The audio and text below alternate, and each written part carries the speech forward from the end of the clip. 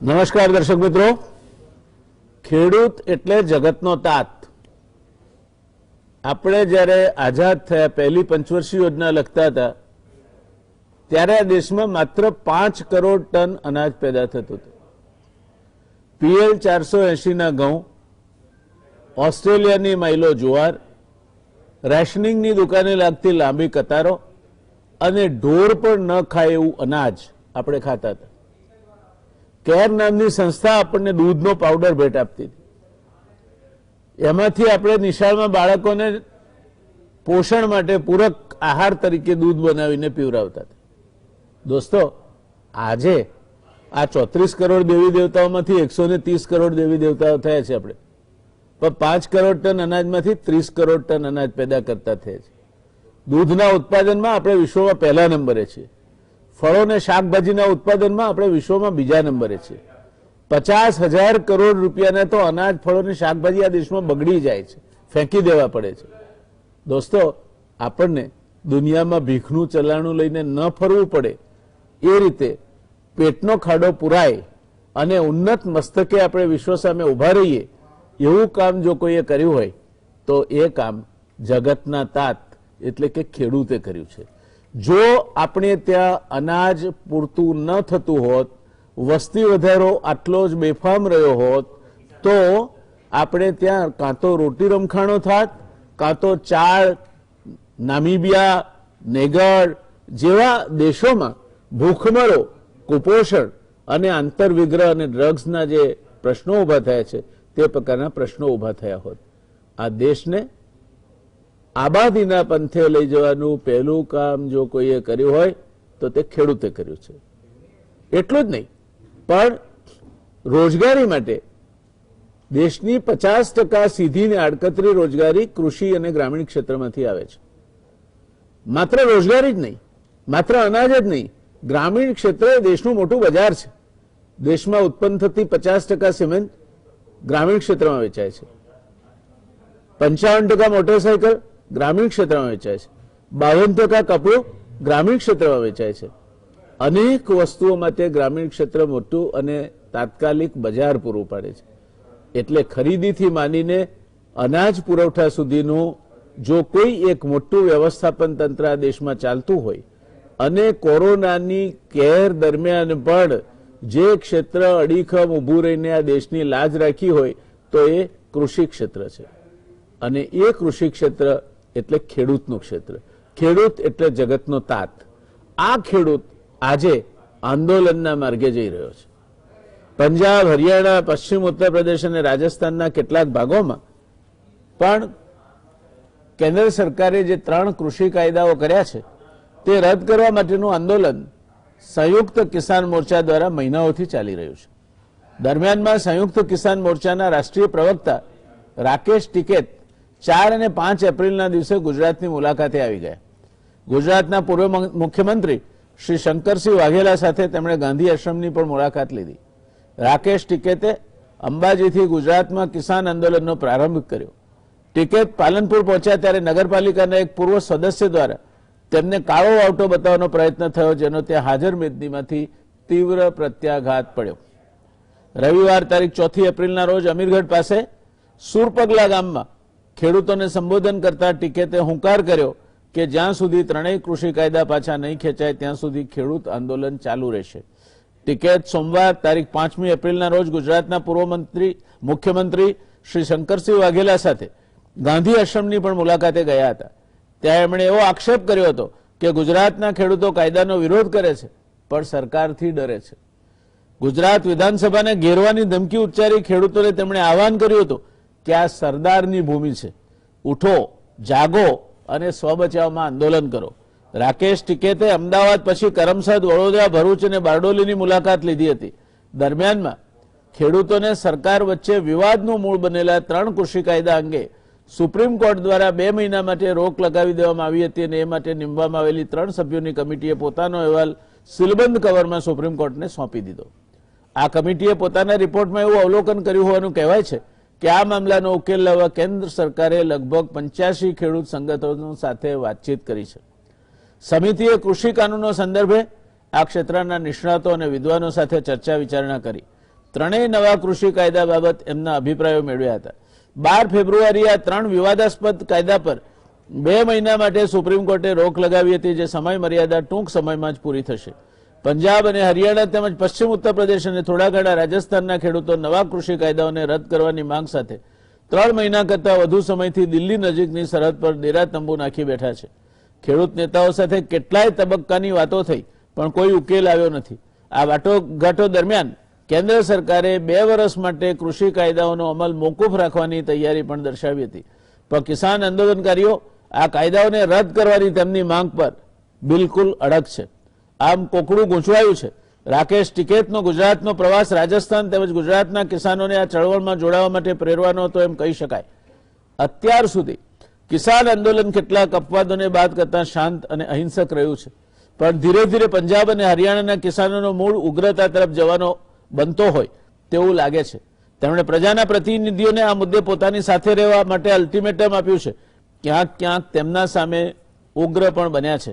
કેન્દ્ર સરકારે આ 3 નવા કૃષિ કાયદા બનાવ્યા ત્યારબાદ એનડીએના સહયોગી મંત્રી હરસિમરત કૌરે રાજીનામું આપી દીધું હતું. અત્યારે ચાલી રહેલી 5 રાજ્યોની વિધાનસભાની ચૂંટણીમાં ખેડૂત નેતાઓ ખેડૂતોને ભારતીય જનતા પક્ષ વિરુદ્ધ વોટ આપવાની અપીલ કરી રહ્યા છે. નેશનલ સેમ્પલ સર્વેના 61મા રિપોર્ટના અનુમાન અનુસાર આસામમાં 63%, પશ્ચિમ બંગાળમાં 43%, તમિલનાડુમાં 42% અને કેરળમાં 32% પરિવાર કૃષિ પર નિર્ભર છે. અત્યારે ચૂંટણી પ્રચાર પૂરજોશમાં છે, ત્યારે આ રાજ્યોમાં સીધો ખેડૂતોનો વિરોધ સપાટી પર દેખાતો નથી. પશ્ચિમ બંગાળની વાત કરીએ તો 2019ની લોકસભા ચૂંટણીમાં ભારતીય જનતા પાર્ટીને લગભગ 40% ખેડૂત મત મળ્યા હતા, પરંતુ 2016ની વિધાનસભાની ચૂંટણી દરમિયાન માત્ર 10% વોટ જ મળ્યા હતા. ખેડૂતોમાં તેનું સમર્થન 6% હતું.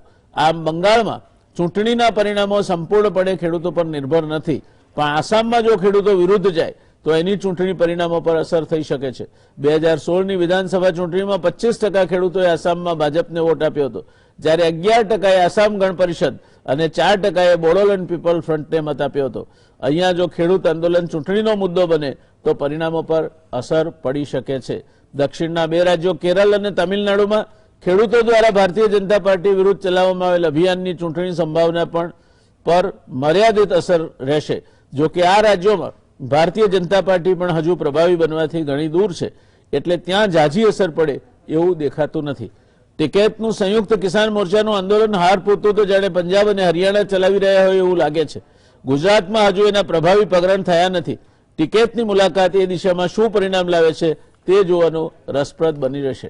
આજની ચર્ચા ખેડૂત આંદોલન અને ટિકૈતની 2 દિવસની ગુજરાત મુલાકાતના સંદર્ભમાં, અને તેમાંય ખાસ કરીને પૂર્વ મુખ્યમંત્રી શ્રી શંકરસિંહ વાઘેલા હવે ખુલ્લેઆમ મેદાનમાં આવ્યા છે, ત્યારે વેગ પકડશે કે કેમ તે દિશામાં નિષ્ણાતો દ્વારા કોઈ તારણ પર પહોંચવા માટેની આ ચર્ચા છે. ગુજરાતમાં છેલ્લે ભારતીય કિસાન સંઘ દ્વારા આક્રમક વલણ અખત્યાર કરી કોંગ્રેસની સરકાર સામે રાજ્યભરમાં બુંગીઓ ફૂંકાયો હતો. ટ્રેક્ટરો તો એ સમયે પણ, એટલે કે 1990 પહેલા પણ અમદાવાદ વચ્ચે આશ્રમ રોડ પરથી પસાર થઈ ગાંધીનગર પહોંચ્યા હતા. કિસાનોના વિરોધ પ્રદર્શનમાં વાસણિયા મહાદેવ પાસે તે સમયે લોહી રેડાયું હતું. આંદોલન અત્યંત ઉગ્ર અને હિંસક બન્યું હતું, જેની સૌથી વધુ અસર ઉત્તર ગુજરાત અને સૌરાષ્ટ્રના કેટલાક ભાગોમાં દેખાઈ હતી.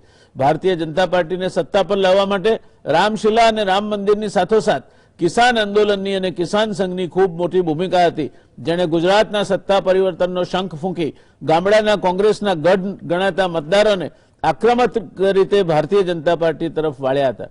આજે પણ અન્ય કોઈ પણ સંગઠન કરતા ગુજરાતમાં ભારતીય કિસાન સંઘ બહુ પ્રભાવી છે એમ કહી શકાય. જો કે આ 3 કૃષિ કાયદાના સમર્થનમાં આક્રમકતાથી હજુ કિસાન સંઘ મેદાનમાં આવ્યો હોય એવું દેખાતું નથી. જન આંદોલનો નવા સમીકરણો અને ધરીઓ સર્જે છે. એક સમયે અભેદ્ય ગણાતા સંગઠનોને ધ્વસ્ત પણ કરે છે. આ પરિસ્થિતિમાં ગુજરાતના કિસાનોને આંદોલનના માર્ગે વાળવામાં શ્રી શંકરસિંહ વાઘેલા અને ટિકૈતની ધરીને કેટલી સફળતા મળશે એ સમય જ કહી શકશે. હાલ તો ટિકૈતે બુંગીઓ ફૂંક્યો છે. ગુજરાતના ખેડૂતોમાંથી કેટલા પડમાં આવશે તેના ઉપર ટિકૈતની આ મુલાકાતની સફળતાને આંકી શકાશે. ભારતીય કિસાન સંઘના માધ્યમથી 8 કિલોમીટરના કાયદાથી માંડીને સિંચાઈના બોરને વીજળી કનેક્શન અને ટેકાના ભાવ જેવા અનેક મોરચે ભારતીય જનતા પાર્ટીની સરકારે પોતાનો ઝોક કિસાન તરફી રાખ્યો છે. પણ નવો કાયદો અમલમાં આવે તો એપીએમસીનો મૃત્યુઘંટ વાગી જશે એવી દહેશત અને ટેકાના ભાવને કારણે માત્ર મર્યાદિત સવલત જ મળે છે અને એનો લાભ માત્ર મર્યાદિત કિસાનોને જ મળે છે, એને કારણે ઉભો થતો અસંતોષ અને ખેડૂતોના નાના મોટા અન્ય પ્રશ્નો ઉકેલવામાં અને આ ત્રણેય કૃષિ કાયદાઓ અંગે કેન્દ્ર સરકારની વાત કિસાનોના ગળે ઉતારવામાં રાજ્ય સરકાર તેમજ ભારતીય કિસાન સંઘે પૂરી તૈયારી અને વિગતો સાથે મેદાનમાં ઉતરવું પડે, એટલી અસર તો ટિકિટની ગુજરાતની મુલાકાતથી થાય એવી સંભાવનાને નકારી ન શકાય. ખાસ કરીને એક કુશળ સંગઠન અને વ્યૂહરચનાકાર શંકરસિંહ વાઘેલા ખુલ્લા મેદાનમાં આવે છે ત્યારે લક્ષ્મણ રેખા દોરાઈ ચૂકી છે, એમાં કોઈ શંકા નથી. હવે મહાભારતનું યુદ્ધ થશે કે પછી ઘીના ઠામમાં ઘી પડી રહેશે અને ગુજરાતના કિસાનો ટિકિટ સાથે જવાને બદલે સરકારની સાથે સંયમપૂર્વક વર્તીને પોતાના હિતની વાતો, ગુજરાતની જે સંવાદની પદ્ધતિ છે, સંવાદ અને લવાદ થકી પ્રશ્નોના ઉકેલ લાવવાની વર્ષો પુરાણી મહાત્મા ગાંધી પ્રેરિત મજૂર મહાજન દ્વારા પ્રસ્થાપિત જે પ્રથા છે કે એકબીજા સાથે વાતચીતથી પ્રશ્નોનો ઉકેલ આવે ત્યાં સુધી આંદોલનાત્મક કાર્યવાહી ન કરવી, તે રસ્તે જશે, તે જોવાનું રસપ્રદ બનશે. આ ચર્ચામાં આજે બે મહારથીઓ જોડાવાના છે. એક છે શ્રીમાન યુદ્ધવીરસિંહ. યુદ્ધવીરસિંહજી ભારતીય કિસાન યુનિયનના નેતા છે. કિસાન સંયુક્ત મોરચાની કોર કમિટીના તેઓ શ્રી સભ્ય છે. ગુજરાતમાં રાકેશ ટિકેતના પ્રવાસની રણનીતિ ઘડનાર श्री युद्धवीर सिंह अपनी साथे चर्चा में जोड़ावाना है. युद्धवीर सिंह जी, आपका तहे दिल से स्वागत है. गुजरात की जनता की ओर से, गुजरात समाचार टेलीविजन की ओर से आज आप हमारे साथ जुड़ रहे हैं. आपका हृदयपूर्वक हम स्वागत करते हैं. बीजा अपना गुजराती खेडूत अग्रणी है श्री जे.के. पटेल. दिल्ली खेडूत आंदोलन में शुरुआत थी संकळायेला छे. गुजरात में राकेश टिकैतना प्रवासना आयोजन में मुख्य भाग भजवनार श्री जे.के. पटेल आ चर्चा में जुड़ावाना है. युद्धवीर सिंह जी, हम बात शुरू करेंगे आपसे. आप हमारे मेहमान हैं और मेहमानों को हमेशा तवज्जो देने की हमारी एक नीति रही है. राकेश टिकैत जी गुजरात की 2 दिन की मुलाकात करके गए. आप वो रणनीति के जो आयोजक हैं उनमें से आप एक अत्यंत महत्वपूर्ण साथी है राकेश टिकैत जी के. क्या आपकी गुजरात की राकेश टिकैत जी की मुलाकात के बाद आपकी ये पूरी मुलाकात के संदर्भ में क्या अनुभव रहा और ये जो आंदोलन आप चला रहे हैं उसके बारे में अब आगे चल के क्या रणनीति और गुजरात में आपको क्या इसके साथ जुड़ने वाले कितने लोग मिलेंगे, ये बारे में आपका आकलन क्या है? आपका धन्यवाद. तो सभी गुजरात के किसान भाइयों को, बहनों को मेरा नमस्कार. देखिए, ये आंदोलन कोई साधारण आंदोलन नहीं है. मेरे ख्याल से देश और दुनिया का अपने आप में सबसे लंबा और सबसे व्यवस्थित आंदोलन ये है. और जो शुरुआत में इस आंदोलन को लेकर सरकार ने प्रचार किया था कि ये मात्र एक राज्य का आंदोलन है और उसमें फिर राज्य जुड़ते चले गए. आज मैं आपकी जानकारी के लिए बता दूं कि कर्नाटक में बहुत ही सफल जनसभाएं किसानों की हुई है. राकेश जी वहां गए थे. मध्य प्रदेश में, कर्नाटक में, उड़ीसा में, बंगाल में और अभी इसी कड़ी में हम तमिलनाडु जा रहे हैं. इसी मतलब ऐसा नहीं है कि हम खाली कोई विशेष रूप से गुजरात में ही हमने शुरुआत की है. पूरे देश के में जाके हम एक चेतना के लिए कार्य कर रहे हैं कि ये जो कानून है ये कॉर्पोरेट फार्मिंग की तरफ इस देश को ले जाएंगे और जो मॉडल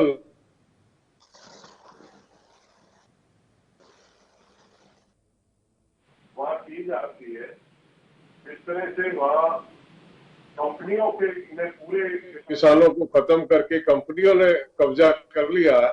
वो हालात हमारे यहाँ पैदा करने का प्रयास किया जा रहा है. आज भी जैसा आपने शुरू में कहा 60% लोगों को रोजगार देता है कृषि क्षेत्र देश में. 135 करोड़ के करीब आज हमारी जनसंख्या पहुंच चुकी है.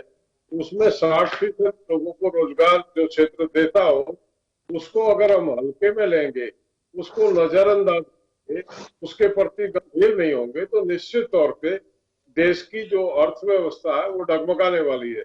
जो सामाजिक तानाबाना है, जो बैलेंस है वो बिगड़ जाएगा. और हम कॉर्पोरेट फार्मिंग की तरफ बढ़ते हुए कदम है। ये तीनों कानून उसी कड़ी में आप इनको देख सकते हैं। तो उसको रोकने के लिए और जो हमारा मौजूदा ढांचा है, हम सरकार, ऐसा नहीं है कि किसान को समस्याएं नहीं है, निरंतर हमारा संघर्ष रहता है समस्याओं को लेके। लेकिन ये जो तीन कानून लाए गए, ये तीनों कानून इस तरह के कानून थे जिनके लिए कभी किसी किसान संगठन ने देश के किसी भी कोने से आवाज नहीं उठाई। तो विषय हमारे ऐसे हैं जो लंबित है सरकार के पास, और निरंतर हम कहते हैं कि हमारी मंडी व्यवस्था को मजबूत करो, उसको सुदृढ़ करो, हमको लाभकारी मूल्य देने सुनिश्चित करो। जो ये मांगे हमारी निरंतर, हम उस लड़ाई, सरकार ने उसको तो ध्यान नहीं दिया, लेकिन ये तीन कानून जो किसी के द्वारा जिनकी मांग नहीं उठाई गई थी, उनको अचानक जब कोरोना में जूझ रहा था, पूरे देश सदमे में था कोरोना के, ऑर्डिनेंस के माध्यम से लाए गए। देखिए ऑर्डिनेंस जो है, जो प्रावधान अध्यादेश है कानून में, वो किसी विशेष परिस्थिति में लाया जाता है। ये कानून कोई ऐसे कानून नहीं थे जिनको ऑर्डिनेंस के माध्यम से लाया जाए। और ऑर्डिनेंस जून में आए, पहले ही सत्र में इनको टेबल पे किया गया। सैकड़ों बिल पड़े हैं टेबल पे जिन पे बहस नहीं हो रही है, जिन पे चर्चा नहीं हो रही है। लेकिन सरकार इतनी जल्दबाजी में थी कि कोविड का जो टाइम है उसमें कोई विरोध नहीं हो पाएगा और इस पीरियड में इनको पास करा के लागू कर दिया जाए। किसान सचेत था, किसान ने उसको नोटिस लिया कि ये बड़ा षड्यंत्र इस कोविड के समय में किया जा रहा है, और एक आंदोलन की शुरुआत हुई। शुरू में जागरूकता कुछ क्षेत्र विशेष में थी, लेकिन आहिस्ता आहिस्ता आज पूरे देश का किसान समझ गया। और देखिए कृषि इस देश की धुरी गाड़ी में होती है, अगर धुरी तो गाड़ी बंद हो जाती है। किसान से मजदूर जुड़ा है, दस्तकार जुड़ा है, और किसान से व्यापारी जुड़ा है, तो एक दूसरे के पूरक है। बीच में किसान, अगर किसान की अर्थव्यवस्था डगमगाती है तो निश्चित तौर पे खेती और मजदूर है या जो गांव का दस्तकार है उनकी स्थिति पर असर पड़ेगा। और जो कस्बे का हमारा बाजार है, क्योंकि किसान उत्पादक भी है और उपभोक्ता भी है, किसान की आर्थिक स्थिति कमजोर होती है तो कस्बे के बाजारों पे भी असर पड़ेगा। इन तमाम बातों को नोटिस लेके हमने एक कैंपेन चलाया और आज हर वर्ग का समर्थन हमको है। हम गांव का छोटा और मझोला व्यापारी गांव और कस्बे का है जो कृषि मजदूर है, हम इस आंदोलन में शुरू से ही बढ़ चढ़ के हिस्सा ले रहा है। आंदोलन ये क्रांति बन चुका जा रहा है। गुजरात की उसी को आना हुआ था। गुजरात में आके हमने जो वातावरण देखा आपको अच्छी तरह पता है, आप मीडिया से जुड़े हैं। देश में कोई एक मुझे आदमी बता दे जिसने प्रेस कॉन्फ्रेंस के लिए परमिशन ली। हमको उस दिन, हम साथियों के साथ प्रेस कॉन्फ्रेंस कर रहे थे, 20 प्रेस कॉन्फ्रेंस के पुलिस के द्वारा हमको गिरफ्तार किया गया, हम उठाया गया प्रेस कॉन्फ्रेंस से। और हमारा गुनाह इतना था कि हम बिना परमिशन प्रेस कॉन्फ्रेंस कर रहे हैं। हमने पूछा उस अधिकारी से, कौन कौन आज तक कितनी परमिशन आपके विभाग ने दी है, कितने लोगों ने आपसे परमिशन मांगी है, और कौन से कानून के तहत आप परमिशन की बात कर रहे हो। वो उनका चेहरा था गुजरात सरकार का, कि आंदोलन के प्रति उनका नजरिया ये है कि कोई भी आवाज गुजरात में उठे नहीं। ये पहले दिन उन्होंने साबित किया। और उसके बाद जब हम 2 दिन पे आए तो जिस तरह की व्यवस्था बनाई गई थी, जनता में एक भय किया गया था। पुलिस वीडियोग्राफी कर रही, आम आदमी जो है हुआ था कि ये वीडियोग्राफी कल उनके खिलाफ इस्तेमाल होगी, कल उन पे एक्शन होगा, उनका उत्पीड़न होगा। इस तरह का भय है, वातावरण व्याप्त है प्रदेश। किस डेमोक्रेसी की प्रधानमंत्री बात करते हैं, वो जाके कहते हैं कि हम गुजरात मॉडल पूरे देश में लागू करेंगे। कौन सा गुजरात मॉडल है? इनके 25 साल के कार्यकाल की क्या विशेषता है जिस मॉडल को लागू करने की बात कर रहे हैं? शहर जो गुजरात का था वो पहले भी था, आज भी विकसित है। कोई 7 साल में गुजरात में विकास नहीं हुआ। पुरुषार्थी लोग हैं गुजरात के, और गुजरात के लोगों के सैकड़ों वर्ष का पुरुषार्थ जो उन्होंने अपनी मेहनत और हिम्मत से किया, उसके बलबूते पे ये शहर विकसित हुए थे। जो गांव की है दिशा, तो सरकार के आंकड़ों को आप देखें तो साफ हो जाएगा। पर कैपिटा इनकम में गुजरात बहुत पीछे आता है देश में, बहुत राज्य गुजरात से आगे हैं। जो स्थिति है गांव की, जिस तरह की जो हालात है गांव के, जो विकास है गांव का, किसी से छुपा हुआ नहीं है। लेकिन आप एक जबरदस्ती डंडे के जोर से कि आंदोलन में कोई आदमी जाने की बात करता है, उसके घर पे पुलिस जाती है, उसको मना कर दिया जाता है। दिल्ली जा रहे हैं जो लोग, दिल्ली आ रहे हैं हमारे आंदोलन में, वो आके बताते हैं कि हम अपनी पहचान छुपा के राजस्थान में प्रवेश करते हैं और राजस्थान में आके बस या रेल पकड़ते हैं, राजस्थान में आके बस में बैठते हैं। इस तरह का वातावरण, कौन सी डेमोक्रेसी है वहां पे, और किस डेमोक्रेसी और किस मॉडल की बात कर रहे हैं प्रधानमंत्री जी, वो समझ में नहीं आता। वो तो साफ हो गया उनके रवैये से। हम जब जा रहे थे सूरत की तरफ, पूर्व सांसद हमारे हैं, उनका टेलीफोन आया कि उनके घर पे पुलिस आई है और उनको कहा जा रहा है कि उनको मीटिंग में नहीं जाना। जब एक सांसद को पुलिस जाके धमका सकती है, मीटिंग में जाने से मना कर सकती है, तो आम आदमी की स्थिति क्या होगी इसका अंदाजा आप लगा सकते हैं। हमने ये तय किया, तो हम बार बार अपील करते हैं। आपने कहा कि गांधी जी संवाद के माध्यम से मसला सुलझाते थे, संवाद से नहीं। गांधी जी ने शांतिपूर्ण और अहिंसक आंदोलन चलाते। बारडोली आंदोलन जो किसानों को लेकर चला था, वो देश के इतिहास में दर्ज है। वो अपने आप में अनूठा और सबसे सशक्त आंदोलन था। उसी धरती पे जाके, उसी बारडोली में जाके हमने किसानों से अपील की है। प्रेरणा मिलती है। एक ऐसे शक्तिशाली किसान नेता सरदार पटेल की जो भूमि रही है, और वहाँ किसान को इस तरह से, मतलब वो ये बात करते हैं। हमसे कुछ लोगों ने सवाल जवाब भी किए और उन्होंने कहा कि गुजरात में सब कुछ बढ़िया चल रहा। गुजरात के किसान दिल्ली से हमारे साथ रेल में जा रहे थे, वो कह रहे थे कि 3 रुपए किलो में आलू बिक रहा है, तो किसान जिंदा रहेगा। मैं कह रहे थे कि टमाटर दुर्दशा है और 3 रुपए किलो में मंडी में टमाटर का भाव मिल रहा है। कौन से विकास की व्यवस्था की बात कर रहे हैं? पूरे देश में हो रहा है, किसान को जो है कीमतें नहीं मिल रही है, लाभकारी नहीं, एमएसपी का लाभ नहीं मिल रहा, कमोडिटी में नहीं है। 400 के करीब फसल हम पैदा करते हैं देश में, केवल 23 फसलों पे। हम तो ये कहते हैं 23 पे क्यों? न्यूनतम एसेंशियल कमोडिटी एक्ट 1955 में ये प्रावधान है कि किसान की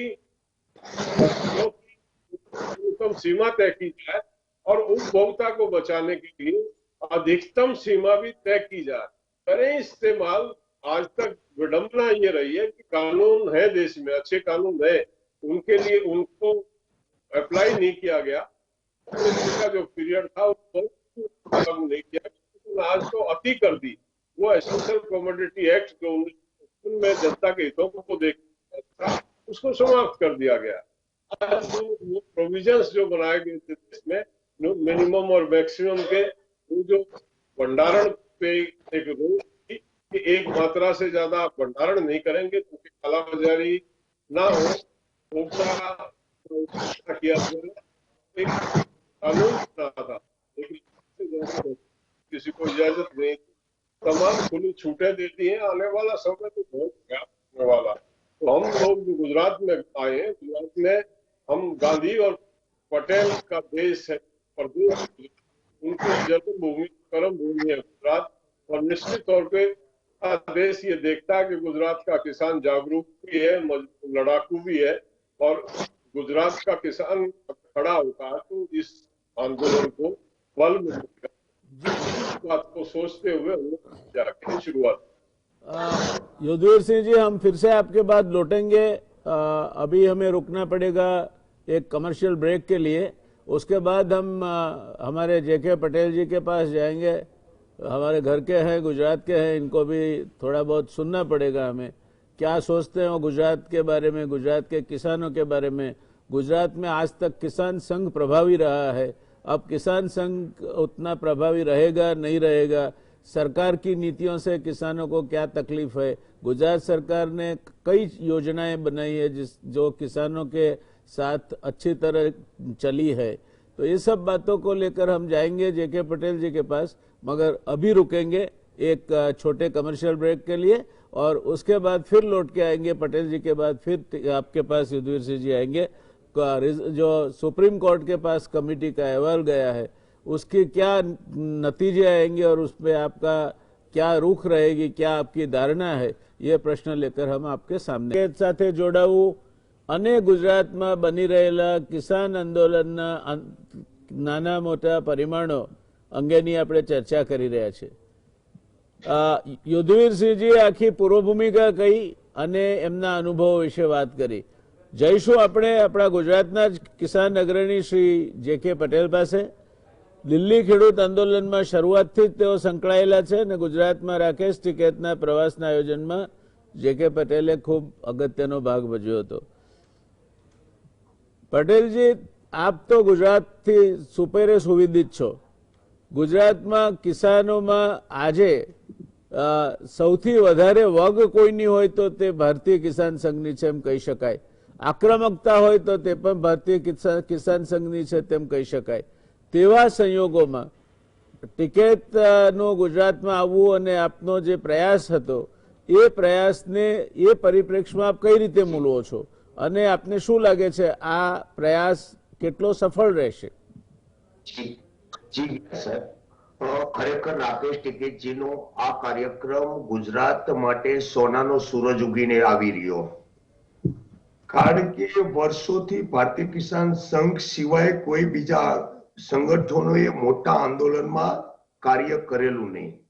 બીજી વસ્તુ કે ભારતીય કિસાન સંઘની જોડે ખેડૂતો હોય ન હોય બહુ તકલીફ રહેતી નહીં, કારણ કે ભારતીય જનતા પાર્ટી જ ખેસ ઉતારી અને ખેડૂતો બનાવી અને એમના કાર્યકરોને મેકલવાનો। સાહેબ, આપના જ્યારે મંત્રીમંડળમાં હતા ત્યારના સમયથી પણ આ ટ્રેડ રહેલો છે। એટલે ટિકેતજીનો આ જે કાર્યક્રમ થયો સાહેબ, એ ગુજરાત માટે એક બિન રાજકીય એટલા માટે કહી રહ્યો છું કે બિન પક્ષીય પણ કહી શકાય કે ટિકેતજીનું જ્યારે સંયુક્ત કિસાન મોરચાએ આહવાન કર્યું કે ટિકેતજીનો આ કાર્યક્રમ કરી રહ્યા છે, યુદ્ધવીરસિંહજી અહીંયા આવ્યા અને યુદ્ધવીરસિંહે પ્રેસ કોન્ફરન્સ સરકારે ન થવા દીધી યુદ્ધવીરસિંહની, પછી 4-5 તારીખનો કાર્યક્રમ ફાઇનલ ડિક્લેર કરી અને જ્યારે પ્રવેશ કર્યો ત્યારે ગુજરાતના ઇતિહાસમાં અત્યાર સુધીમાં રાજકીય પક્ષો સંયુક્ત રીતે ક્યાંય કોઈની જોડે નતા ઉભા રહ્યા, પરંતુ ગુજરાતમાં આ વખતે 4 અને 5 તારીખના ખેડૂતોના સાથે શંકરસિંહ વાઘેલા બાપુ પણ સાથે ઉભા રહ્યા, કોંગ્રેસ પણ ઉભી રહી, આમ આદમી પણ ઉભી રહ્યું। એટલે અત્યાર સુધી તો વિરોધ પક્ષ પણ આંતરિક તાટિયા ખેંચમાં હતું, પણ એવા સમયમાં ગુજરાતના ખેડૂતોની તકલીફમાં દરેક લોકો ઉભા રહ્યા। એ જ આ ગુજરાતની તાસીર બદલાતો સમય દેખાય છે। શરૂઆત છે, અસમંજસતા હતી કે ગુજરાત સરકાર જે સરકાર પ્રેસ કોન્ફરન્સ ન થવા દે એ સરકાર ટિકેતજીનો પ્રવાસ કરવા દેશે કે નહીં કરવા દે, અમે ત્યાં જઈશું અને જે વર્ષોથી તાનાશાહી સરકાર બળ પ્રયોગ કરતી હતી એવો બળ પ્રયોગ કરશે તેવા ભયથી ઘણા બધા ગુજરાતના ખેડૂત મિત્રો અંદર ન આવી શક્યા, કારણ કે જે સુરક્ષાના ભાગરૂપે કે સુરક્ષાના નામે જે પોલીસનો કાફલો ખડકી દેવામાં આવ્યો હતો, એક ગાડી નંબરો, એક અંદર આવનાર વ્યક્તિઓના ચહેરાઓનું રેકોર્ડિંગ થતું હતું। એ ડરનો માહોલ વચ્ચે પણ 2 દિવસનો કાર્યક્રમ સંપૂર્ણ રીતે સફળ ગયો છે, કારણ કે જ્યારે લોકોને ખ્યાલ જ નતો, વિશ્વાસ જ નતો કે આ સરકાર ક્યાંક ને ક્યાંક રોકશે, પરંતુ સંયુક્ત કિસાન મોરચાની રણનીતિ, યુદ્ધવીરસિંહજી સાથે મળીને જે બનાવેલી આખી સ્ટ્રેટેજી એ ગુજરાતમાં સફળ થઈ। એ જ સફળતાની નિશાની છે સાહેબ। કોઈને પણ ખ્યાલ નતો કે આ સરકાર, આ તાનાશાહી ગુજરાત સરકાર 2 દિવસનો કાર્યક્રમ થવા દેશે, ત્યારે 2 દિવસનો કાર્યક્રમ થવો એ જ ગુજરાત માટે સફળતાની નિશાની છે। જી સાહેબ। ધન્યવાદ। પણ આપે પ્રશ્નનો જવાબ લગભગ અડધો આપ્યો હું માનીશ। આપ ગુજરાતના છો, ગુજરાતના વાતાવરણને સારી રીતે ઓળખો છો, ગુજરાતના કિસાનોની એક એમની રીતભાત અને ગુજરાતના કિસાનોના મૂળને આપ પારખો છો, ત્યારે જો ગુજરાતનો કિસાન આપ કહો છો તે પ્રમાણે એટલો બધો કંટાળેલો છે, તો કિસાન જ્યારે બહાર આવે છે ત્યારે ગોળીબારને પણ એ સહન કરી લે છે. વાસણિયા પાસે જે ગોળીબાર થયો એ ગોળીબારમાં કેટલાક કિસાનો શહીદ પણ થયા હતા. આ કિસાનનો એક મિજાજ છે. કિસાન એ જ્યારે એ મિજાજ પર ઉતરી આવે ત્યારે એ આંદોલનાત્મક પરિસ્થિતિનું નિર્માણ થાય છે. ગુજરાતમાં આપને લાગે છે કે આપ એવા પ્રકારનો કિસાનનો બદલાતા મૂડનો આપને ટિકેતજીની મુલાકાત દરમિયાન અહેસાસ થયો છે? જી જી જી સાહેબ, જે પરિસ્થિતિ તમે વર્ણવી એ 100% સાચી છે, પણ અમારો અત્યારે ફક્ત એક પ્રયાસ હતો, એક શરૂઆત હતી. હવે આના પછી હવે અમે જિલ્લા લેવલે કિસાન પંચાયતો કરીશું, ખેડૂતોને મજબૂત રીતે એક સંગઠિત કરી અને આગળ વધીશું. બીજી વસ્તુ કે જે તે સમયે જે આંદોલનો થતા એથી આ આંદોલન શાંતિપૂર્ણ રીતે, બંધારણીય રીતે દિલ્હી જે રીતે ચાલે છે એવી જ રીતે ગુજરાતમાં લોહિયાળ આંદોલન નહીં પણ શાંતિપૂર્ણ આંદોલનની એક શરૂઆત કરી રહ્યા છીએ. શરૂઆતથી જ સાહેબ એટલા મોટા રિઝલ્ટની આશા ન રાખી શકાય, પરંતુ આની વખતે અમે પણ એટલી જ તૈયારી કરી હતી કે અસમંજસની વચ્ચે કોઈ અફડાતફડી ના થાય, કોરોનાનું સંક્રમણ પણ ન ફેલાય અને દરેક રીતે સંપૂર્ણ શાંતિપૂર્ણ આ પહેલો કાર્યક્રમ પૂર્ણ થાય એ અમારો પ્રયાસ હતો. આવનાર સમયમાં મજબૂત રીતે ગુજરાતમાં આંદોલન થશે, દરેક પ્લાનિંગ સાથે થશે, પરંતુ શરૂઆતથી જ આપણે મોટા પાયે આંદોલન કરીએ અને કોઈનો દીકરો નંદવાય કે ક્યાંય કાયદો અને વ્યવસ્થા તૂટે એવું સંયુક્ત મોરચો ક્યાંય ઈચ્છતો નહીં હોવાથી આયોજનબદ્ધ આગળ વધીશું. આયોજનબદ્ધ આગળ વધવાની વાત સાથે આપણે સંમત થઈએ તો પણ જ્યારે તમારા આગેવાનો એવું કહે છે કે વિધાનસભાને ઘેરાવો કરીશું, બેરિકેડ હશે તો ટ્રેક્ટરોથી તોડી નાખીશું, ત્યારે તમે એ આંદોલન શાંતિપૂર્ણ રહેશે એમ માનો છો? 100% ચોક્કસ રહેશે. બેરિકેડ તોડવાના સમય ત્યારે જ આવશે કે સરકાર રોકશે તો, પરંતુ સરકાર શાનમાં ધીરે ધીરે સમજી રહી છે કે જે સરકાર પ્રેસ કોન્ફરન્સ નથી કરવા દેતી એ સરકારે 2 દિવસનો કાર્યક્રમ થવા દીધો. હવે સરકારને પણ ખ્યાલ આવી ગયો છે, જે વિરોધ પક્ષ પણ ઘણા સમયથી ચૂપ હતો એ વિરોધ પક્ષ પણ હવે જાગશે. એટલે સરકાર ક્યાંય રોકવાની કોશિશ જ નહીં કરે, એટલે શાંતિપૂર્ણ જ રહેવાનું છે.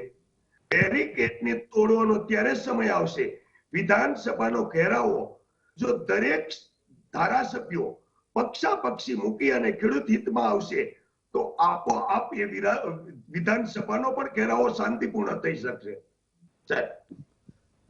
धन्यवाद युद्धवीर सिंह जी, फिर से मैं आपकी ओर रुख करता हूँ. सुप्रीम कोर्ट ने एक समिति का गठन किया था, उसमें से 3 ही सभ्य बचे. आखिर में उन्होंने अपना जो अहवाल है वो सुप्रीम कोर्ट को सौंप दिया है. सुप्रीम कोर्ट ने 2 महीने के लिए ये जो कानून है उन पे स्टे रखा था. अब वो जो मुद्दत है वो भी खत्म हो रही है. तो अब सुप्रीम कोर्ट ने अगर बोला कि ये करीब भारत सरकार ने आपके साथ, किसानों के साथ काफी लंबे अरसे तक बातचीत की है, काफी लंबे अरसे तक मंत्रणाएं की है, यहाँ तक कि ये तीनों कानून 2 साल तक उनको पोस्टपोन करने के यानी निलंबित करने की बात की है. तो वो परिस्थिति में आप क्या मानते हैं, अगर सुप्रीम कोर्ट की रुख ये रही कि नहीं ये आंदोलन ठीक नहीं है, सरकार के साथ बैठ के आपको बात करनी चाहिए और किसान की बात सरकार को भी सुननी चाहिए, तो क्या आप सरकार के साथ बिना कोई शर्त बैठने के लिए तैयार होंगे या इसकी सामने आपकी रणनीति क्या हो गई? देखिए, पहले तो आपको सुप्रीम कोर्ट की बात करूं. सुप्रीम कोर्ट में शुरू में जो सुप्रीम कोर्ट ने कहा किसान आंदोलन के बारे में, उन्होंने कहा कि किसान आंदोलन करना आज प्रजातंत्र में ये लोगों का मूल अधिकार है. शांतिपूर्ण तरीके से अगर आंदोलन होता तो उसमें कोई बुराई नहीं। और जिस तरह से सुप्रीम कोर्ट का रुख था वो बहुत ही सराहनीय था, और निश्चित ही हमको एक बहुत भारी बड़ी आशा थी सुप्रीम कोर्ट की तरफ। लेकिन बाद में जब कमेटी बनाई गई तो जितनी आशा से हम सुप्रीम कोर्ट की तरफ देख रहे थे, और पहले दिन हमने उनका आभार भी जताया सब देख के, और हमें तो लगा कि कोई न्याय के नजदीक जाएंगे। बाद में जो 4 मेंबर बनाए गए कमेटी के, वो चारों मेंबर वो थे जो 3 कानूनों का समर्थन करके लिखत में अपना पत्र सरकार को दे चुके थे। ऑन रिकॉर्ड उनकी चिट्ठियां थी सरकार को कि हम इन कानूनों का समर्थन करते हैं। और जो एक सदस्य इसके अशोक गुलाटी है, बीजेपी के एक प्रवक्ता ने एक दिन ये माना कि अशोक गुलाटी के ड्राफ्ट के ऊपर ही इन कानूनों की जो है निर्माण किया गया है। अशोक गुलाटी इन कानूनों के जनक है। जिस आदमी के ड्राफ्ट के कानून बने हो उस आदमी को कमेटी में रखा जाए। जो लोग शुरू में इन कानूनों का समर्थन कर चुके हो, उन कानूनों को, उन लोगों को इस कानून की समीक्षा के लिए लगा दिया जाए, तो नतीजा तो पहले दिन साफ हो गया था। और उस दिन जो जानकार लोग थे जिनको पता था इस सारी बात का, एक बहुत बड़ी निराशा हमारे किसान आंदोलन के तमाम लोगों को हुई थी कि जिस सर्वोच्च न्यायालय से बड़ी उम्मीद थी, उसने ये कमेटी, इस तरह की कमेटी बना के निराश किया। और तो बातचीत, जहां तक बातचीत की बात है, हम बार बार ये दोहरा रहे हैं कि हम यहाँ बैठे हैं इसलिए कोई पॉलिटिकल एजेंडा लेके नहीं बैठे हैं। हम खेत में काम करते हैं, हमारा बहुत काम छोड़ के हम यहाँ बैठे, बहुत बड़ा सेक्रीफाइस किसानों का है। एक दिन तो हमारे पास, हमारी मजबूरी है, सड़कों पे बैठ के कोई दिखाए ना। 1 डिग्री टेम्परेचर में हम उस रोड पे बैठे हैं, कोई एक रात बैठ के दिखा दे 1 डिग्री टेम्परेचर में, जिसमें हमने 3 महीने सर्दी के निकाले। और आज दिल्ली का जो तापमान है, जिस तरह से 40 से ऊपर तापमान दिल्ली में चलता है, वो तपती हुई सड़क पे वो लोग वहां बैठे हुए हैं। उस दुख का एहसास बैठ के किया जा सकता है, सुन के और सोच के नहीं किया जा सकता। वो लोग कोई भिक्षु नहीं है, भिखारी नहीं है, वो अपना हक मांग रहे हैं, भिक्षा नहीं मांग रहे हैं। उन लोगों को इस तरह लज्जित करना, अपमानित करना, टॉर्चर करना, उनके हल्के में लेना, देश के समक्ष इस तरह से दिखाना कि ये बहकाए हुए हैं, बरगलाए हुए हैं, ये खालिस्तानी है, ये पाकिस्तानी है, ये मटर पनीर खाते हैं, ये पिज्जा खाते हैं। मक्का हम पैदा करते हैं, टमाटर हम पैदा करते हैं, पिज्जा हमने बना के खा लिया, क्या गुनाह कर दिया? चीज हमारे घर में बनता है तो हमारे पशु दूध देते हैं। कोई कोई चीज क्या अजूबा हो गया उसमें, लेकिन मीडिया के माध्यम से इस तरह से दिखाया गया जैसे ये बहुत बड़ी कोई हम तो अयासियां कर रहे हैं। यहाँ पे आके सब आके रह के देखो, 1 सप्ताह रहे कोई भाई, और फिर वो नतीजा बताए कि किसान किस पर किन परिस्थितियों में दिल्ली के बॉर्डर पे बैठा। सैनिटाइज नहीं है, सीवरेज नहीं है, नहाने का पानी नहीं है। किस तरह से 4 महीने से ऊपर हो गए, आज हमें 133 दिन हो गए। तो कह देना बहुत आसान होता है, किसी भी बात को करना बहुत कठिन होता है। बहुत ही मतलब आखिरी अपने अस्तित्व को बचाने के लिए हम यहाँ पे बैठे हुए हैं, और हम बार बार आग्रह कर रहे हैं। प्रधानमंत्री जी ने कहा कि किसान और सरकार के बीच में एक टेलीफोन नंबर की दूरी, एक टेलीफोन कॉल की दूरी है। हमने 50 दफे निवेदन कर लिया मीडिया के माध्यम से भी और इस तरह से भी। तो वो टेलीफोन नंबर प्रधानमंत्री जी दे दें हमें, जिस टेलीफोन नंबर के मिलाने से उनसे बात हो पाएगी हमारी। आज तक किसी ने नंबर 2 महीने हो गए बात पर, नंबर किसी ने दिया नहीं। जब सरकार पहले हमको एक प्रोसेस था, हमको बुला के वार्ता कर रही थी, तो आज भी कर सकती है। हमारा ठिकाना पता है, हमारा पता पता है, हम दिल्ली की सीमा पर बैठे हुए, बुला ले कभी भी बात करते। और हमारा ये मानना है कि बातचीत से ही कोई भी समस्या का निदान निकलता है। बातचीत, लेकिन बातचीत साफ मन से होनी चाहिए। हम बात करने जाएं और सरकार बात करने की बजाय हमें फायदे समझाने लगे उस कानून के, तो वो बातचीत नहीं होती। बातचीत ये होती है खुले मन से वो सुने, और अगर लॉजिक के साथ हम कोई बात कह रहे हैं तो उसको स्वीकारें। लेकिन ये कह देना नहीं, एक ही बात पड़े हुए कि ये तो गुमराह कर रखा है, इनको समझाने की। प्रधानमंत्री ने जितनी दफे भी कहा है, सार्वजनिक तौर पे भाषणों में कहा कि किसान को समझाने की आवश्यकता है। मतलब किसान को समझ नहीं है, सत्ता मिल गई, इनको कुर्सी मिल गई, ये कुर्सी पे बैठ के तो सारी अकल इनमें आ गई है, बाकी जितने लोग कुर्सी से अलग हैं तो वो मूर्ख है, और मूर्ख है भी, उनकी सत्ता सौंपी इनको हमने। ये जो नया आंदोलन नहीं है, ये कांग्रेस के समय में 2012 में ये मंडी एक्ट और जो ये इसका कॉर्पोरेट फार्मिंग का बिल लाए गए थे, और उस समय ये प्रतिपक्ष में जब बीजेपी के इनकी नेता सुषमा स्वराज और अरुण जेटली जी ने पुरजोर विरोध किया था इन दोनों बिलों का कांग्रेस के समय पे, हम तब भी विरोध कर रहे थे, आज भी विरोध कर रहे हैं, लेकिन ये उस समय विरोध कर रहे थे, और आज इन्होंने कोविड का फायदा उठा के उसको कानून में परिवर्तित कर दिया। हमने कहीं ना कहीं, जब ये हमारा आंदोलन कांग्रेस की सरकार के खिलाफ था, ये हमारे सुर में सुर मिला रहे थे, तो हमको ये लगा कि ये इस तरह की गलती नहीं करेंगे और ये हमको सत्ता में आने के बाद सपोर्ट करेंगे, इन कानूनों को ये रद्द करेंगे।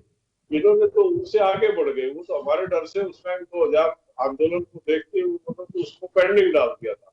इन्होंने तो हमारी परवाह नहीं की, इन्होंने तो बड़ी बेशर्मी से और गैर प्रजातांत्रिक तरीके से इन बिलों को ला के संसद में पास करा के और बड़े ढीठ होकर कह रहे हैं कि किसान को समझ नहीं। वही बिल है ये जिनमें सुषमा स्वराज ने कहा था कि अगर मंडी व्यवस्था के साथ छिड़कानी हुई तो पूरा जो आज का मौजूदा सिस्टम वो चौपट हो जाएगा।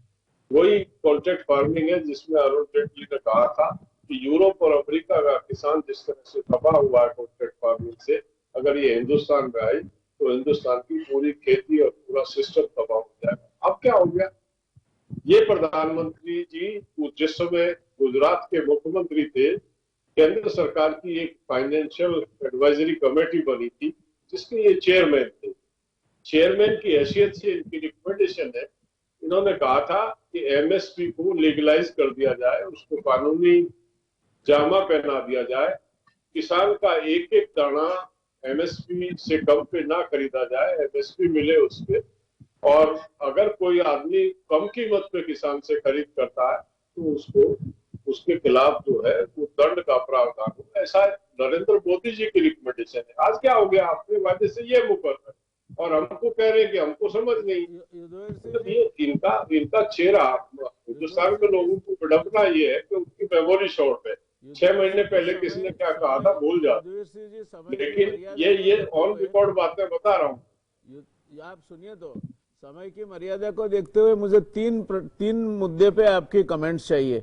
एक तो आपने कहा कि सुप्रीम कोर्ट ने जो कमेटी बनाई वो कमेटी में ऐसे सदस्य है जिनकी विश्वसनीयता पे आपने प्रश्नार्थ चिन्ह खड़ा किया है। दूसरी बात है कि आप बातचीत के लिए तैयार है, मगर आपका जो मांग है वो अल्टीमेट है कि ये तीनों कायदे रद्द किए जाए, इससे आगे कोई उसमें संशोधन की तो कोई अवकाश ही नहीं है, तो फिर किस चीज की बातचीत होगी। और तीसरी बात जो आपने कही वो बात कि ये आपका जो अनुमान था कि ये सरकार, अगर ये पार्टी आ गई सत्ता में तो आपका समर्थन करेगी, ये मोहभंग हुआ है क्या आपका? ये तीन प्रश्नों का मैं आपसे उत्तर चाहूंगा। ये सुप्रीम कोर्ट की कमेटी की जहां तक बात है, मैंने आपको बता दिया, वो चारों लोग, एक ने तो बाद में कमेटी में भूपेंद्र मान ने आने से मना कर दिया। मान साहब ने ये तीनों लोग समर्थन दे चुके थे सरकार को, तो इनकी विश्वसनीयता तो अपने आप उस संदेह में आ जाती है। जो आदमी समर्थन खुल के समर्थन कर चुके हैं, जो लिख के पत्र सरकार को दे चुके हैं, उनसे उम्मीद क्या की जाएगी? उनसे आप कोई उम्मीद उनसे कर नहीं सकते। और जहां तक बात हुई सरकार से बातचीत में एडामेंट होने की, सरकार ने माना कि 18 संशोधन हम इनमें करने के लिए तैयार है, यानी कि कानून में कमी है। 18 संशोधन क्यों करने के लिए तैयार हो अगर कमी नहीं है तो? हमारा ये कहना है कि ये कानून ये से लेके जेड तक इसमें कहीं किसान का हित है ही नहीं। ये कानून किसान के हित में नहीं है, इनको रिपील कर लिया जाए और एमएसपी पे गारंटी दे दी जाए, वो भी इनका वायदा था हमारे से। तो हम वही मांग रहे हैं, इनसे नया कुछ मांग ही नहीं रहे। और तीसरी बात रही मोहभंग की, इसका तीसरी बात रही मोहभंग की। आप बता रहे थे कि आपकी उम्मीद थी कि ये लोग उमेश, समर्थन बिल्कुल। करते हैं सत्ता में देखिए आएंगे? मैंने बड़ा स्पष्ट बताया, ये मैं कोई भी बात ऑथेंटिक बता रहा हूँ। ये दोनों बिल लाए गए थे और इन लोगों ने भी, हम विरोध कर रहे थे उस टाइम पे इन बिलों का, ये लोग भी हमारे सुर में मिला के हाउस के अंदर इनके जो लीडर अपोजिशन थे दोनों राज्यसभा और लोकसभा में, उनको जो विरोध किया था। और एमएसपी भी इन्होंने रिकमेंड करके इन्होंने एमएसपी पे ये कहा था कि ये लीगलाइज होना चाहिए। तो निश्चित तौर पे हमको कहीं आशा बनी थी कि इन लोगों को सत्ता मिली तो ये हमारे जो काम है। और एक और था उसमें, आपको मैं याद दिला दूं, 2014 के इलेक्शन मैनिफेस्टो में इन्होंने कहा था कि स्वामीनाथन कमेटी को लागू करेंगे। उसके हिसाब से जो फार्मूला था, जो कॉस्ट कैलकुलेशन था C2+50, उसके हिसाब से कीमतें तय करेंगे। ये चारों बातों को लेके ही कहीं ना कहीं किसान ने उस टाइम पे अपार जन समर्थन इनको दिया था और ये सत्ता में रिपीट हुए 2019 में। उसके बाद आके किसान बहुत ही आशावान था, लेकिन ये इस तरह का व्यवहार कर देंगे कि जिन बातों को लेके ये सत्ता में आए हैं वही उसके उलट करेंगे, तो आज किसान तो अपने आप को ठगा हुआ महसूस कर रहा है। और मेरे आखिरी प्रश्न युद्धराज सिंह जी आपसे, आप कहते हैं कि किसान के भारी समर्थन से, भरपूर समर्थन से भारतीय जनता पार्टी की सरकार बनी है, तो क्या जिन जिन राज्यों में उसके बाद चुनाव हुए और भारतीय जनता पार्टी की सरकार भारी बहुमत से चुनकर आई, क्या उन राज्यों के लिए हम ये सोच सकते हैं कि ये लोग आज भी ये मानते हैं कि नहीं, ये कानून जो बने हैं वो किसानों के हित में नहीं? क्योंकि कम से कम 30-40% तो किसान वोट होते हैं हर राज्य में। एकाध अपवाद केरला जैसा है इसको बात करते हुए, तो जहां जहां भारतीय जनता पार्टी चुन के आई है या बहुत भारी भरकम बहुमती से आई है, क्या ये बात आपकी थियरी के साथ संलग्न करके ये कही जाए कि नहीं, ये लोग मानते हैं कि ये कानून सही है? इलेक्शन में दो थ्योरी ज्यादातर काम करती है। एक तो मैंने बताया कि विषय को लोग देखते हैं, और दूसरा इलेक्शन में क्या है, जो कल प्रधानमंत्री ने बड़े स्पष्ट और बड़ी सफाई से घुमाया बात को, और हिंदू वोट के पोलराइजेशन की बात खुल्लम खुल्ला की उन्होंने पूरे दिन, आपके मीडिया ने दिखाया उनको। उन्होंने बात को घुमा के कहा कि अगर मैं कहूं हिंदू वोटों की कहूं तो दीदी कहेंगी कि ये पोलराइजेशन, हिंदू वोट का पोलराइजेशन, मतलब उस बात को, उस शब्दों को इस तरह घुमाया। कहीं ना कहीं ये कमजोरी जो इस समाज की है, राजनीतिक एजेंडा देश के विकास के, बेकारी दूर करने के लिए, विकास के लिए, हर क्षेत्र के डेवलपमेंट के लिए बनाया जाता है। राजनीतिक एजेंडा जातीय विद्वेष फैलाने के लिए, समाज को धर्म और जाति में बांटने के लिए नहीं होता है। और ये जो इस हथियार का इस्तेमाल करके इस देश में पूर्ण रूप से वर्ग विभाजन करके सत्ता हथियाने का जो एक इनकी स्ट्रेटेजी है, ये दुखद है इस देश के लिए, और निश्चित तौर पे देश इसका भारी खामियाजा भुगतेगा आने वाले समय। युधिष्ठिर सिंह जी, बात से आपकी अगर सहमत भी हो तो क्या ये कहा जाए कि हिंदुत्व की जो बात है, उसकी ध्रुवीकरण की जो बात आप कर रहे हैं, वो आपसे ज्यादा हावी हो जाती है किसानों पे? धर्म कमजोरी है देश में, और धर्म कमजोरी है इस बात को ये अच्छी तरह जानते हैं। और जब चुनाव का समय आता है तो उस हथियार का इस्तेमाल करके कहीं ना कहीं ये बड़ी चालाकी के साथ वोट हथियाते हैं, और उसी का नतीजा है कि इनको डेवलपमेंट की कोई परवाह नहीं है। 60% रोजगार देता है किसान, जनसंख्या में इतना बड़ा एक वर्ग जो मेजोरिटी में है, और वो आज जो है अपने, उसकी परवाह नहीं है सरकार को। इनको पता है कि किसान जो है इलेक्शन में किसान नहीं रह के वो जातियां हो जाती है उसकी, वो किसानी को भूल जाता है, वो जाति और वर्ग में बट के वोट करता है, उसी का ये लाभ उठा लेते हैं धर्म और जाति। जी, धन्यवाद युधिष्ठिर सिंह जी, आपने काफी बातों का बहुत प्रामाणिकता से, पारदर्शिता से और तार्किक सटीक जवाब देने की प्रयत्न किया, और अच्छी तरह आपने जवाब भी दिए। मैं मानता हूं कि काफी इससे बात आगे स्पष्ट हो जाती है। मगर आप इस आंदोलन का अंत कहां देखते हैं? कोई नहीं चाहेगा कि इस देश का किसान इनडेफिनेट समय यानी अनिश्चित काल तक आंदोलित ही होता रहे और वो भी एक भाग का किसान आंदोलित हो, दूसरे भाग का किसान आंदोलित न हो, इस तरह की पद्धति चलती रहे। क्या लगता है आपको, ये किसान के हित में नहीं है कि इसमें कोई हल ढूंढा जाए इसका? देखिए, जब अति हो जाती है तो क्रांति होती है, आंदोलन नहीं होते हैं। और ये जो विषय है, सरकार की जो अहंकार है, सरकार का जो हठधर्मिता है सरकार की, ये आंदोलन शुरू हुआ था लेकिन ये एक क्रांति की तरफ बढ़ रहा है जब समाज में किसी अति हो जाती है। आज क्या हो गया कि बेरोजगारी बढ़ रही है, आज इंडस्ट्री खत्म हो रही है, रोजगार के साधन घट रहे हैं। 71 लाख लोगों के पीएफ के अकाउंट बंद हुए हैं, ये सरकार का सर्वे है। 71 लाख लोग जो थे वो थे जो कहीं एक ऑर्गेनाइज सेक्टर में काम करते थे, जिनका पीएफ काटा जाता था। खाते बंद होने का मतलब है कि वो नौकरी से चले गए। ये तो है एक पब्लिक सेक्टर का जो सर्विसेज थी। जो प्राइवेट सेक्टर की सर्विसेज थी, उनको अगर गिने तो 2 करोड़ नौकरियां एक साल में गई है। ये 2 करोड़ नौकरी साल में देने का वादा करके आए थे। तो आज असंतोष केवल किसान में नहीं है, आज नौजवान में भी असंतोष है, किसान में भी असंतोष है। और जो जीएसटी का एक जो जाल इन्होंने फैलाया है, जिसमें छोटा व्यापारी फंस के रह गया। आज छोटा व्यापारी भी हमसे आके मिलता है, धरने पे आता है कि बर्बाद हो गए, धंधा खत्म हो गया, हमको उलझा दिया गया। हमने तो आंदोलन शुरू किया, तब हमें पता चला कि हम ही दुखी नहीं है, समाज के सभी वर्ग दुखी है और सब लोग इसमें ये एक जन क्रांति का रूप में कि अगर ये लंबा चला, ये हमारा मन। धन्यवाद।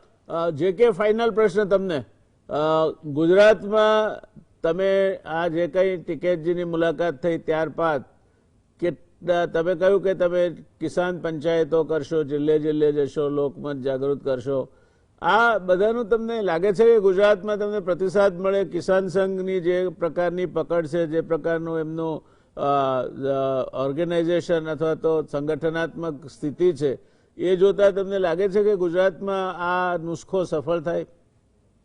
100% સફળ થશે, કારણ કે ગુજરાતના જેટલા પણ સંગઠનો એ બધા સાથે છે.